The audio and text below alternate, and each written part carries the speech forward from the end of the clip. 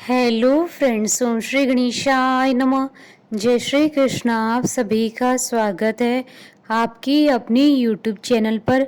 Friends, आज हम आपको इस वीडियो में बताने जा रहे हैं साल 2021 की जितिया व्रत, जिसे जीवित पुत्री का व्रत के नाम से भी जाना जाता है, का शुभ मुहूर्त, पूजा विधि, महत्व, नियम और जीवित पुत्री का व्रत की कथा के बारे में। फ्रेंड्स, वीडियो शुरू करने से पहले आपसे रिक्वेस्ट है, अगर आप हमारे चैनल पर नए हैं और आपने अभी तक चैनल को सब्सक्राइब नहीं किया है तो प्लीज़ सब्सक्राइब कीजिएगा चैनल को, साथ ही प्रेस कीजिएगा बेल आइकन को, जिससे नए वीडियो से रिलेटेड नोटिफिकेशन आपको तुरंत प्राप्त हो सके।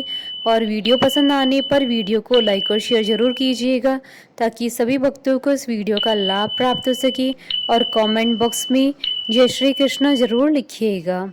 संतान प्राप्ति और उनकी लंबी आयु और सुखमय जीवन के लिए हिंदू धर्म में महिलाओं द्वारा रखे जाने वाले व्रत को जितिया व्रत कहा जाता है। जितिया व्रत हर साल अश्विन मास की कृष्ण पक्ष की अष्टमी तिथि को रखा जाता है। इस दिन महिलाएं अपनी संतान की लंबी आयु और सुखमय जीवन और संतान प्राप्ति के लिए निर्जला व्रत रखती हैं। जितिया पर्व खास तौर से उत्तर प्रदेश, बिहार, झारखंड और पश्चिम बंगाल में धूमधाम के साथ मनाया जाता है। 3 दिनों तक चलने वाले इस व्रत को सभी व्रतों में सबसे कठिन व्रत माना जाता है। इस बार जितिया पर्व 28 सितंबर से प्रारंभ हो रहा है और जिसका समापन 30 सितंबर 2021 को होगा। जितिया व्रत में सप्तमी तिथि के दिन नहाय खाए और अष्टमी तिथि के दिन जितिया व्रत और नवमी के दिन पारण किया जाता है। धार्मिक मान्यताओं के अनुसार इस व्रत का महत्व महाभारत से जुड़ा है। मान्यता है कि उत्तरा के गर्भ में पल रहे पांडव पुत्र को बचाने के लिए श्री कृष्ण जी ने अपने सारे पुण्य कर्मों को लगा दिया था और उसे पुनर्जीवित कर दिया था। तब से ही स्त्रियां कृष्ण पक्ष की अष्टमी तिथि को निर्जला व्रत रखकर अपनी संतान की लंबी आयु की कामना करती हैं। मान्यता है कि इस व्रत से श्री कृष्ण भगवान प्रसन्न होकर व्रती स्त्रियों की संतान की रक्षा करते हैं। फ्रेंड्स, अब आइए जानते हैं जीवित पुत्री का व्रत की शुभ मुहूर्त के बारे में। हिंदू पंचांग के अनुसार इस साल जीवित पुत्री का व्रत 29 सितंबर 2021 दिन बुधवार को रखा जाएगा। यह व्रत 3 दिन का होता है, जो कि 28 सितंबर से 30 सितंबर तक मनाया जाएगा। जीवित पुत्री का व्रत का पहला दिन सप्तमी तिथि को होता है। सप्तमी तिथि प्रारंभ होगी 27 सितंबर 2021 को दोपहर 3:43 पर और सप्तमी तिथि का समापन होगा 28 सितंबर 2021 को शाम 6:16 पर। जीवित पुत्री का व्रत का मुख्य दिन खुर जितिया 29 सितंबर 2021 को है।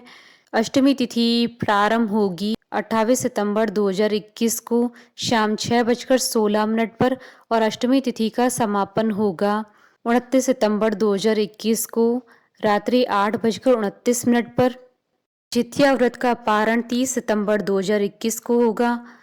नवमी तिथि प्रारंभ होगी 29 सितंबर 2021 को रात्रि 8:29 पर और नवमी तिथि का समापन होगा 30 सितंबर 2021 को रात्रि 10:08 पर। जितिया व्रत की पारण का समय रहेगा 30 सितंबर 2021 को सुबह 6:13 के बाद। शास्त्रों के अनुसार सूर्योदय के बाद का पारण शुभ माना जाता है। मान्यता है कि बिना पारण के कोई भी व्रत और पूजा पूरी नहीं मानी जाती है। फ्रेंड्स, अब आइए जानते हैं जीवित पुत्री का व्रत की पूजन विधि के बारे में। जितिया व्रत के नियम काफ़ी सख्त होते हैं। पुत्र की लंबी आयु की कामना से रखे जाने वाले इस व्रत में कई सामग्रियों के चढ़ावे तैयार करने होते हैं। अष्टमी के दिन की पूजन विधि विशेष होती है। इस दिन जितिया का मुख्य व्रत होता है, यह निर्जला रखा जाता है। अष्टमी के दिन स्नान आदि कर स्वच्छ वस्त्र धारण करें, भगवान जीमतु वाहन की पूजा करें। भगवान जीमतु वाहन की कुशा से निर्मित प्रतिमा को धूप, दीप, अक्षत पुष्प आदि अर्पित करें। मिट्टी तथा गाय के गोबर से चील व सियारन की मूर्ति बनाएं। इनके माथे पर लाल सिंदूर का टीका लगाएं। जीवित पुत्री का व्रत की कथा सुने या पढ़ें। माँ को 16 पेड़ा, 16 धूप की माला, 16 खड़ा चावल, 16 गांठ का धागा, 16 लौंग, 16 इलायची, 16 पान, 16 खड़ी सुपारी व श्रृंगार का सामान अर्पित करें। वंश की वृद्धि और प्रगति के लिए उपवास कर बांस के पत्रों से पूजन करें। फ्रेंड्स, अब आइए जानते हैं जीवित पुत्रिका व्रत के नियमों के बारे में। जीवित पुत्रिका व्रत कठिन व्रतों में से एक है। इस व्रत में बिना पानी पिए कठिन नियमों का पालन करते हुए व्रत पूर्ण किया जाता है, लेकिन कुछ खास बातों का ध्यान रखने की भी जरूरत है। जिन महिलाओं को गंभीर स्वास्थ्य समस्याएं, उनको इस व्रत को नहीं करना चाहिए। गर्भवती महिलाएं यह व्रत न रखकर सिर्फ पूजा करें तो बेहतर होगा। व्रत रखने वाली महिलाएं एक दिन पहले ही तामसिक भोजन न करें, लहसुन, प्याज और मांसाहार का सेवन न करें। संयम का दूसरा नाम ही व्रत है। व्रत के दौरान मन, वचन और कर्म की शुद्धता आवश्यक है, इसलिए मन में किसी तरह का छल कपट नहीं रखना चाहिए। इस व्रत में प्रसाद और रंग बिरंगे धागे अर्पित किए जाते हैं। इसके बाद संतान को सुरक्षा कवच के रूप में धागे पहना दिए जाते हैं। उनकी आयु की कामना करके उन्हें आशीर्वाद दिया जाता है। इसके बाद ही व्रत का पारण किया जाता है।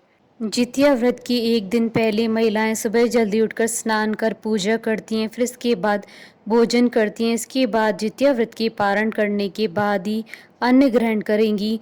जितिया व्रत में व्रती महिलाएं पूरे दिन निर्जला व्रत रखती हैं। पारण वाले दिन सूर्य नारायण को अर्घ्य देने के बाद ही कुछ खाती हैं। जितिया व्रत वाले दिन जोर भात, भरुआ की रोटी और नोनी का साग खाया जाता है। फ्रेंड्स, अब आइए प्रारंभ करें जीवित पुत्रिका व्रत की कथा।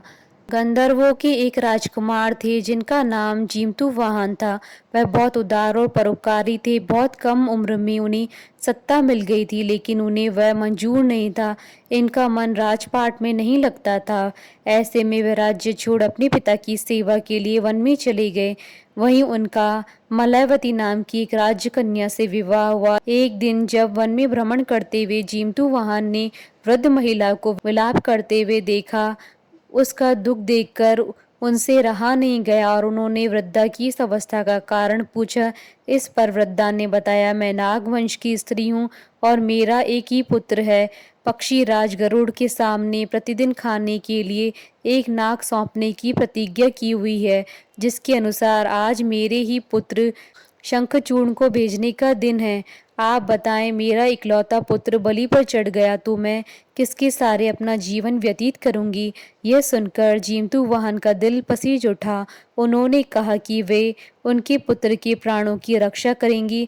जीमूतवाहन ने कहा कि वे स्वयं अपने आप को उसके लाल कपड़े में ढककर वध्यशिला पर लेट जाएंगे।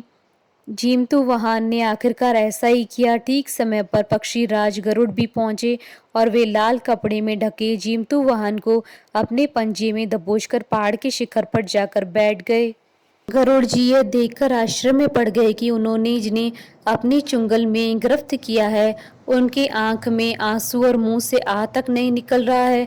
ऐसा पहली बार हुआ था। आखिरकार गरुड़ जी ने जीमूतवाहन से उनका परिचय पूछा। पूछने पर जीमूतवाहन ने उस वृद्धा स्त्री से हुई अपनी सारी बातों को बताया।